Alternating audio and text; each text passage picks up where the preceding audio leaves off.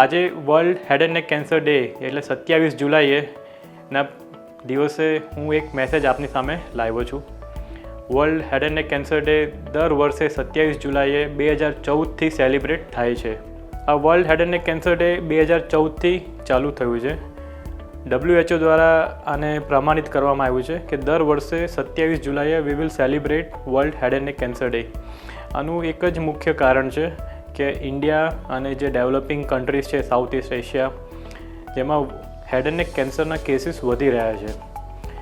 અત્યારે આપ જોવા જઈએ તો વર્લ્ડમાં હેડ એન્ડ નેક કેન્સરનું નંબર છે 6, એટલે 6th મોસ્ટ કોમન કેન્સર છે, પર ઇન્ડિયામાં ઇટ ઇઝ નંબર 1.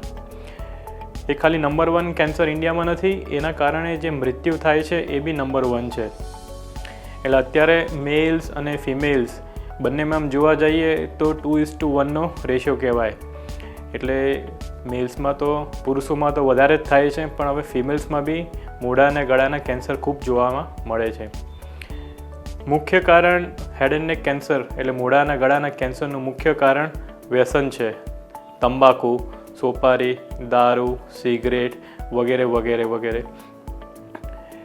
અને ઓનલી 1% કે 2% કોઝ છે કે ડેન્ટલ ઇરિટેશન, ડેન્ટલ ટ્રોમા, પછી કોઈ જેનેટિક રીઝન હોય તો આ થતું હોય છે. હવે દર વર્ષે આપણે આ સેલિબ્રેટ કરવાનું રીઝન એ જ છે કે અવેરનેસ સ્પ્રેડ કરવી, જેના કારણે મોઢા અને ગળાના જે કેન્સર છે એનું પ્રમાણ ઓછું થઈ શકે. મોઢા અને ગળાના કેન્સર એવા છે કે જે પ્રિવેન્શન એટલે પ્રિવેન્ટ કરી શકાય એવા છે, કેમ કે એનું મુખ્યત્વે કારણ વ્યસન જ છે.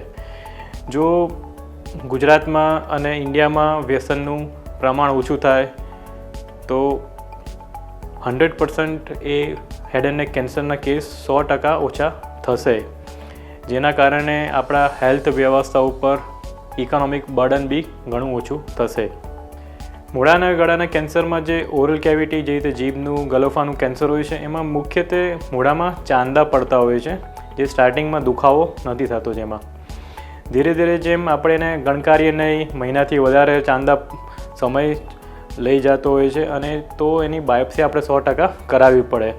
અને જો બાયોપ્સીમાં એ કેન્સર ડિટેક્ટ થાય તો આગળ બધા રિપોર્ટ જે રીતે MRI, CT સ્કેન, પેટ સ્કેન વગેરે બધું કરાવતા હોય છે. ટ્રીટમેન્ટ બધાને ખબર જ છે કે મુખ્યત્વે ટ્રીટમેન્ટ એની સર્જરી હોય છે, અને જરૂર લાગે તો સર્જરી પછી આપણે રેડિયેશન અને કિમોથેરાપી એડ કરતા હોય છે. મેઇન આ અવેરનેસ પ્રોગ્રામનો એક જ ઉદ્દેશ્ય છે કે જેટલું આપણે વ્યસન આપણે ઓછું કરીએ એટલું જ આપણું પ્રમાણ ઓછું કેન્સરનું થતું હોય છે. એટલે અમે દર 27 જુલાઈએ બધા અવેરનેસ કેમ્પ કરતા હોઈએ છીએ, આવા અવેરનેસ વિડીયો બનાવતા હોઈએ છીએ. એનું એક જ રીઝન છે કે લોકોને કેન્સરથી બચાવવા, મોઢાના ગળાના કેન્સરથી બચાવવા. તો બી હજી એટલી બધી અવેરનેસ નથી ફેલાઈ, એટલે મારી એક જ બધાને અપીલ છે કે જેટલું બને એટલું આજુબાજુવાળાને કે ઘરમાં જેને બી વ્યસન હોય, એક જ આપણે હેતુ રાખવાનું કે એનું વ્યસન તાત્કાલિક ધોરણે છૂટી જાય. એટલે આના અવેરનેસ માટે ખાલી ગવર્મેન્ટ જ જવાબદાર નથી, અવેરનેસ માટે આપણે બધા જ જવાબદાર છે. અમે દર વર્ષે અવેરનેસ માટે બધા કેમ્પ્સ કરતા હોઈએ છીએ, બધા અલગ અલગ ગામડાઓમાં જતા હોઈએ છીએ, વિલેજીસમાં.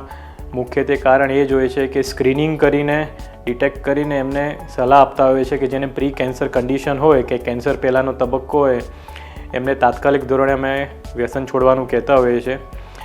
અમે અમુક જે દર્દીઓ હોય છે કે જે પ્રી કેન્સર સ્ટેજ હોય છે એને હોસ્પિટલમાં બી લાવતા હોય છે, એને બધા દર્દીને સાથે મળાવતા બી હોય છે. એટલે જેના કારણે એમનામાં જાગૃતતા આવે કે ના, જો કેન્સર થશે મોઢાના ગળાનું તો આટલી મોટી સર્જરી થશે, એના પરિણામ પછી આવશે, અને ઓપરેશન પછી લિક્વિડ ડાયટ કે સેમી સોલિડ ડાયટ ઉપર જ આપણે રહેવું પડશે. સો આજના જે world head and neck cancer day છે 27 જુલાઈએ, એમાં મારે એક જ અપીલ છે આખા દેશવાસીઓને કે તાત્કાલિક ધોરણે આપણે વ્યસન છોડી દેવું જોઈએ, જેના કારણે આપણે અને આપણા ફેમિલી મોઢાના ગળાના કેન્સરથી બચી શકે. જય હિન્દ. Thank you.